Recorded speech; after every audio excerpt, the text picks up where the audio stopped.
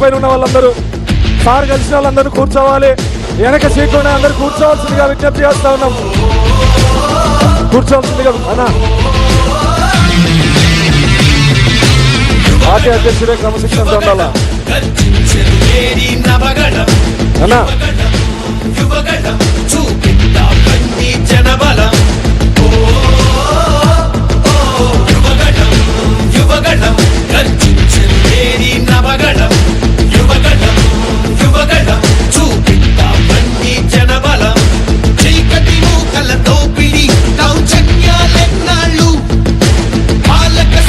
చేతిలో రాపిడి ఎన్నేళ్ళు ఈ ప్రజలందరి అంతగా కదిలొచ్చెను లోకేషు.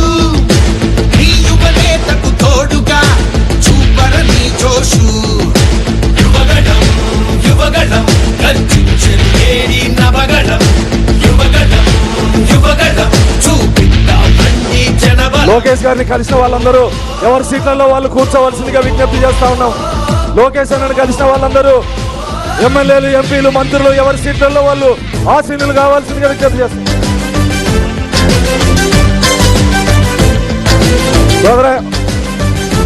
సాంగ్ ఆపాలి.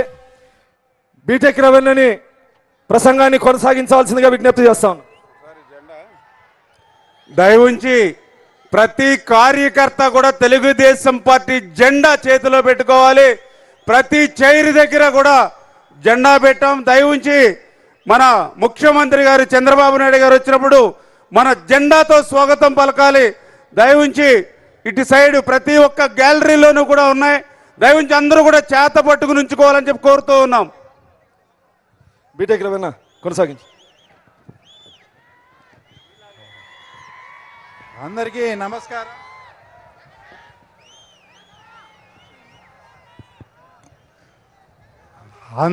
నమస్కారం.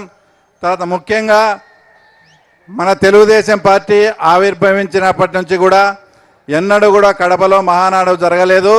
ఈ అవకాశం ఇచ్చిన మన ప్రీతం ముఖ్యమంత్రికి కానీ జాతీయ ప్రధాన కార్యదర్శి నారా లోకేష్ గారికి కానీ ప్రత్యేక ధన్యవాదాలు, కృతజ్ఞతలు తెలుపుకుంటూ, అలాగే వైఎస్ఆర్ జిల్లాగా ఉన్న ఈ ప్రాంతాన్ని వైఎస్ఆర్ కడప జిల్లాగా కూడా ఈ మధ్యనే జీవో ఇచ్చినందుకు కూడా వాళ్ళకు కూడా ప్రత్యేక ధన్యవాదాలు తెలుపుకుంటూ, ఈ మధ్య కొన్ని పేపర్లలో మీడియాల్లో చూడడం జరిగింది. అంటే ఇక్కడ జగన్ ఇలాకాలో జగన్ అడ్డాలో మహానాడు జరుగుతూ ఉందని. 2024కు ముందు ఏమన్నా ఇది జగన్ అడ్డా జగన్ ఇలాకానేమో. 2024 సార్వత్రిక ఎన్నికల తర్వాత ఇక్కడ ఉమ్మడి కడప జిల్లాలో 10 సీట్లకు 7 సీట్లు గెలుచుకున్న తర్వాత ఇంకా ఎక్కడ జగన్ అడ్డా ఉంది, ఇంకా ఎక్కడ తర్వాత జగన్ ఇలాకా ఇది ఏం తమ్ముళ్ళు, ఏ అడ్డా ఇది చంద్రబాబు గారి అడ్డా బిడ్డ, అవునా కాదా? తర్వాత ఎవరు ఛానల్స్లో ఇది జగన్ ఇలాకా అడ్డా అని ఇంకా ఇక్కడ నుంచి ప్రస్తావించకూడదని కూడా వాళ్ళందరికీ కూడా కోరుకుంటూ, ఇదే ప్రాంతం నుంచి ఇద్దరు ముఖ్యమంత్రులైనా కూడా రాయలసీమకు కానీ ఏదన్నా ఒక ఇరిగేషన్ ప్రాజెక్టు కూడా తెచ్చిన పాపాన పోలేదు. ఆ రోజు అన్న నందమూరి తారక రామారావు గారు తమిళనాడుకు డ్రింకింగ్ వాటర్ తీసుకుపోవాలనే నెపంతో తమిళనాడు వాళ్ళ డబ్బులు వెచ్చించి ఇక్కడ తెలుగు గంగను ఏర్పాటు చేయడం జరిగింది.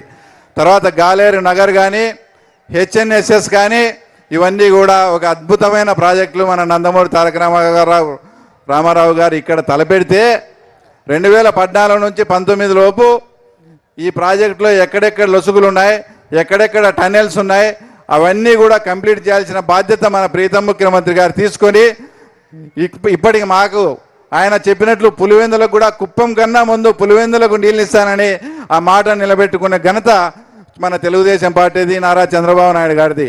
అలాగే ఇదంతా మా పులివెందుల ప్రాంతం